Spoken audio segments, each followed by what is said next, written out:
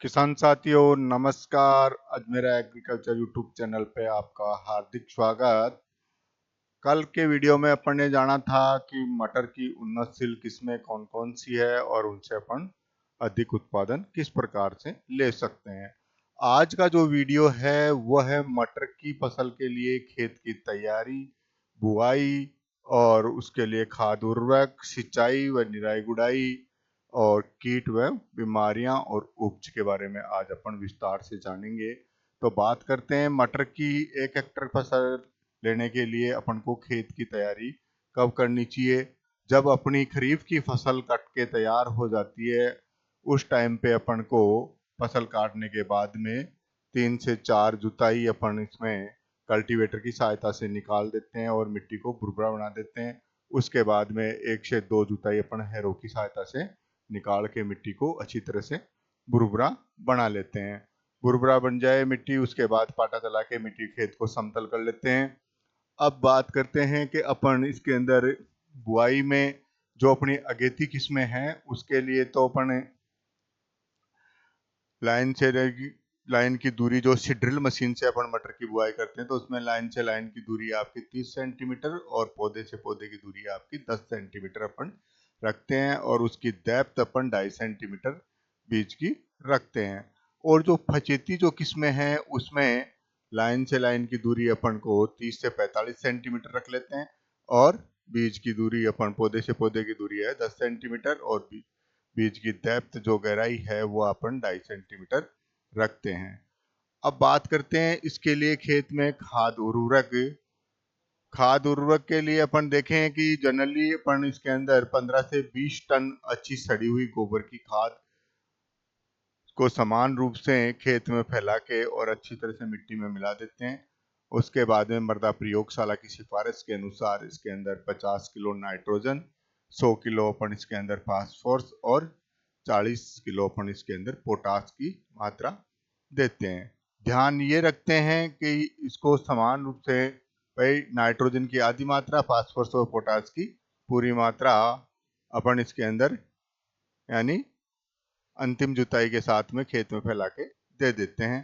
और फिर जो नाइट्रोजन की जो आधी मात्रा अपने पास बच जाती है उसको अपन 2 बराबर बराबर भागों में बांट के और फिर बुआई के 15 से 20 दिन बाद फर्स्ट डोज तो देते हैं और सेकंड डोज जब अपन इसमें फलियां आती है, फूल फूल व फलियां आना स्टार्ट होती है उससे पहले अपन इसके अंदर यानी नाइट्रोजन की टॉप ड्रेसिंग के रूप में अपन इसकी पूर्ति कर देते हैं। आगे बात करते हैं कि मटर का जो बीज है उसको अपन को राइजोबियम कल्चर से उपचारित करके अपन इसको लगाते हैं। आगे देखें इसकी सिंचाई व निराई गुड़ाई के बारे में अपन जनरली चर्चा करते हैं। तो जब भी फर्स्ट अपन बुआई अपन इसकी करते हैं तो बुआई के तुरंत बाद अपन को इसमें यानी सिंचाई देनी है। फिर प्रत्येक 2 हफ्ते बाद में अपन इसमें सिंचाई करते रहते हैं और उसके बाद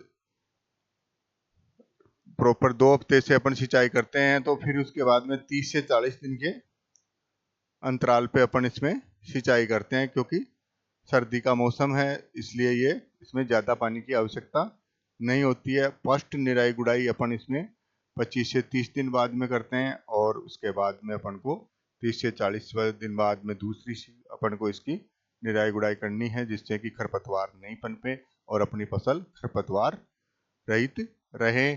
आगे अपन बात करते हैं इसमें प्रमुख कीट कौन कौन से लगते हैं। तो पहला कीट जो है इसके अंदर आता है तना छेदक।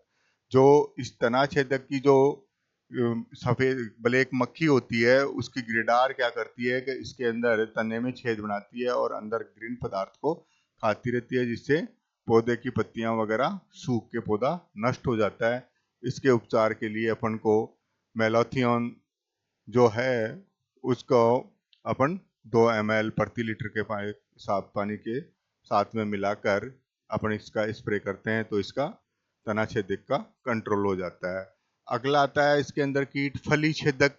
फली छेदक कीट जब मटर की फलियों में दाना बनना स्टार्ट हो जाता है उस टाइम पे इसका बहुत ही ज़्यादा आक्रमण होता है और ये अंदर से मटर के दाने को खाती है जिससे मटर में बाजार भाव गिर जाते हैं और जो इससे संक्रमित फलियां हैं उनको मार्केट में कोई लेना पसंद नहीं करता। इसकी रोकथाम के लिए अपन को मिथाइल डाइमेटोन है, दूसरी अपनी मोनोक्रोटोफास 36 SL है, कोई सी भी इंसेक्टिसाइड जो अपन उसको 2 से 3 ml प्रति लीटर पानी के हिसाब से घोल बनाकर अपन स्प्रे करेंगे तो इसका कंट्रोल हो जाता है। अगला आता है इसमें माऊ। तो माऊ जो कीट है वो बिल्कुल बारीक कीट होते हैं और ये पत्तियों के पौधे के तने और विभिन्न भागों से रस चूसते हैं। रस चूस के वहां पे एक मधु जैसा पदार्थ ये छोड़ते हैं, जिससे थोड़े दिनों के बाद में वहां पे काली फफूंद नामक रोग उससे डेवलप होता है।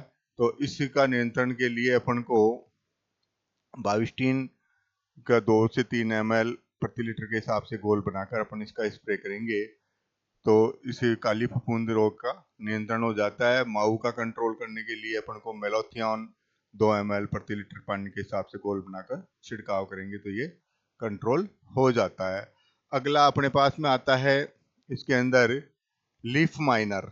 लीफ माइनर जो कीट है उससे लीफ माइनर में क्या होता है कि इसकी जो इल्लियां होती है वो पौधे के पत्तों के अंदर सुरंग बना के अंदर से पौधे का हरा भाग जो क्लोरोफिल होता है उसको ये खाती है और उससे पौधे की पत्तियों के ऊपर क्या होता है कि लाइनें से सफेद बन जाती है, जिससे पौधे में प्रकाश संश्लेषण की क्रिया डैमेज होती है और पौधा अपना भोजन नहीं बना पाता, जिसके कारण से धीरे धीरे पौधा की पत्तियां मुरझा के सूखना स्टार्ट हो जाती है और वो अंदर ही अंदर सुरंग बना के चलता है। तो अब इसके अंदर अपन जो सिस्टेमिक दवा आ रही है, सिस्टेमिक दवा जो जैसे मोनोक्रोटोफास है, डाइमिथोएट 30 सीसी है, इनकी 2 से 3 ml प्रति लीटर पानी के हिसाब से घोल बनाकर अपन छिड़काव करेंगे तो वह दवाई पौधे के सिस्टम में चली जाती है, जिससे ये जैसे ही अंदर से क्लोरोफिल को खाएगा तो ये नष्ट हो जाएगा। सिस्टेमिक दवा इसके लिए स्प्रे अपन इसको करना है। आगे आते हैं, अपन बात करते हैं कि इसके अंदर बीमारियां कौन कौन सी आती है। तो इसके अंदर पहली फर्स्ट बीमारी है पाउडरी मिल्ड्यू, जिसको छाछा बोलते हैं अपन। पाउडरी मिल्ड्यू जो है इससे क्या होता है कि पौधे की पत्तियों के ऊपर सफेद चूर्ण सा जमा हो जाता है और उससे पौधे की ऊपर सतह पर अपन देखेंगे पत्तियों के ऊपर तो व्हाइट कलर का यानी फफूंद से ऊपर जमा हो जाता है पाउडर और उस पाउडर से पौधे में प्रकाश संश्लेषण की क्रिया डैमेज होती है, पौधा अपना भोजन नहीं बना पाता, जिसकी वजह से वो धीरे धीरे यानी पीला पड़ के सूखना स्टार्ट हो जाता है और पैदावार में भी गिरावट आती है। जो फल लगते हैं वो भी छोटे होते हैं और पौधे की हाइट भी नहीं बढ़ पाती है, पौधा बिल्कुल छोटा हो जाता है, लास्ट में वो मर जाता है। आगे बात करते हैं अपन इसके अंदर रस्ट। रस्ट आती है जिसके अंदर क्या होता है कि इसमें प्रारंभिक अवस्था में इसके लक्षण दिखाई देते हैं, जिससे भूरे कलर के गोल गोल धब्बे बनते हैं और वो फिर लंबे धब्बों के रूप में एक दूसरे से जुड़ जाते हैं और पूरे पौधे को नष्ट कर देते हैं। रस्ट के लिए अपन को फसल चक्र अपनाना चाहिए। दूसरी बात आती है इसके अंदर अपन कैलेक्सिन 1 ग्राम प्रति लीटर पानी के हिसाब से खाई हो लंबो होगो बने को नहीं